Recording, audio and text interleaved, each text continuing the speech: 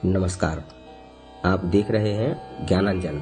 इन कार्यक्रमों को एक आंदोलन का हिस्सा मानें और अपनी सहभागिता सुनिश्चित करने के लिए लाइक करें, शेयर करें, सब्सक्राइब करें और बेल आइकन को अवश्य दबाएं ताकि नए कार्यक्रमों के नोटिफिकेशन आपको तुरंत मिल सकें। नमस्कार।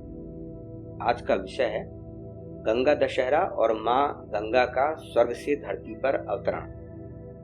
हर वर्ष ज्येष्ठ मास के शुक्ल पक्ष की दशमी तिथि को गंगा दशहरा का पर्व मनाया जाता है।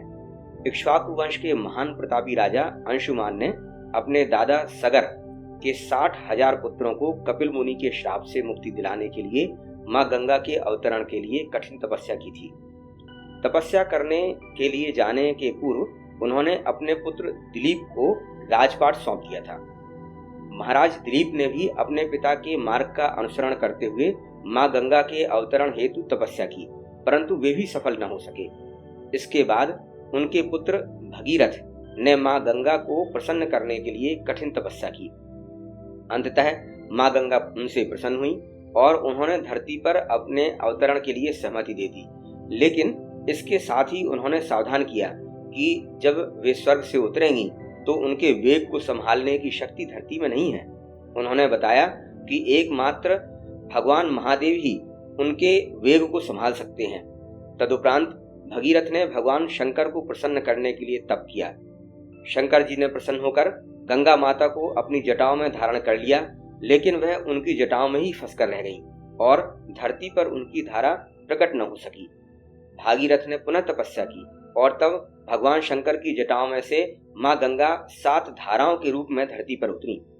भगीरथ आगे आगे चले और उनके पीछे पीछे मां गंगा चलकर वहां पहुंची जहां सगर के 60,000 पुत्रों को कपिल मुनि के शाप से मुक्त होने का इंतजार था। महाराज भगीरथ ने गंगा जल से तर्पण कर उन्हें मुक्ति दिलाई और उसके बाद मां गंगा अगस्त्य मुनि के शाप के कारण सूख गए समुद्र में समा गई और फिर से समुद्र जल से भर गया। अभी तक मैंने जो पौराणिक आख्यान सुनाया उसका सार यही है कि धरती पर गंगा माता का अवतरण इतनी आसानी से नहीं हुआ। महाराज अंशुमान, फिर महाराज दिलीप और अंत में महाराज भगीरथ को इसके लिए कठिन परिश्रम करना पड़ा। इससे पता चलता है कि किसी भी महान कार्य को संपन्न करना तभी संभव हो पाता है जब लगातार प्रयास किया जाए, चाहे इसके लिए कई पीढ़ियां ही क्यों न खप जाएं।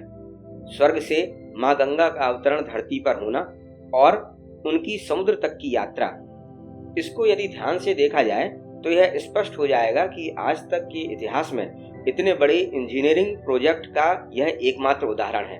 और यह भी समझ में आता है कि गंगोत्री से लेकर समुद्र तक का रास्ता पूरी तरह से प्राकृतिक नहीं है, बल्कि इसमें मानवीय प्रयास शामिल हैं। हिमालय की दुर्गम पहाड़ियों में गंगा नदी के प्रवाह को सही दिशा देकर मैदानी इलाकों तक लाना एक बहुत ही दुष्कर कार्य था और इसी संदर्भ में पुराणों में यह वर्णन आया है कि गंगा जी शंकर भगवान की जटाओं में उलझ कर रह गईं। फिर भगीरथ को तपस्या करनी पड़ी जिससे कि वे उनकी जटाओं से मुक्त होकर धरती पर उतर सके।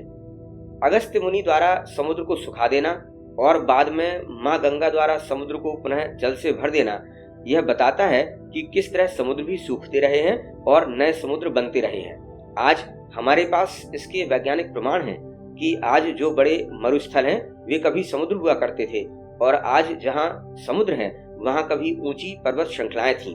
गंगा जल को समस्त पापों से मुक्ति दिलाने वाला यूं ही नहीं कहा जाता है। उसकी पवित्रता की विभिन्न कथाएं हमारे पुराणों में भरी पड़ी हैं। आज यदि हम देखें तो वैज्ञानिक दृष्टिकोण से भी गंगा का जल सबसे अधिक पवित्र है और इसका कारण भी हम वैज्ञानिक प्रमाणों के आधार पर समझते हैं। गंगा जल में पाया जाने वाला बैक्टीरियोफाज अन्य बैक्टीरिया को पनपने नहीं देता है और इसी कारण गंगा जल लंबे समय तक रखे रहने पर भी सड़ता नहीं है। हमें इस बात पर चिंतन करना चाहिए कि किस तरह पवित्र गंगा जल को धरती पर लाने के लिए इक्ष्वाकु वंश की कई पीढ़ियां लगातार तपस्यारत रहीं और कितने प्रयासों के बाद उस कार्य में सफलता मिली। उसी गंगा नदी को हम अपने संकुचित दृष्टिकोण और स्वार्थ के कारण यदि प्रदूषित कर रहे हैं तो हमसे बड़ा पापी और कोई नहीं हो सकता है। एक तरफ हमारे पूर्वज हैं जिन्होंने आने वाली पीढ़ियों के लिए अपना सर्वस्व त्याग दिया और एक तरफ आज हमारी पीढ़ियां हैं जो उनके प्रयासों पर पानी फेरने में कोई कसर नहीं छोड़ रही हैं। विकास के नाम पर अदूरदर्शिता का तांडव हो रहा है। गंगा दशहरा मनाने, पूजा कर लेने से और गंगा नदी में डुबकियां लगा लेने से पुण्य प्राप्त करने का लक्ष्य पता नहीं पूरा होता है या नहीं, परंतु इतना तो स्पष्ट है कि हमें इस पर्व पर संकल्पित होने, संगठित होने और जनमानस को उद्वेलित करने की आवश्यकता है, ताकि स्वर्ग से उतरी इस अमृत धारा का लाभ अनंत काल तक इस धरती के प्राणियों को मिलता रहे।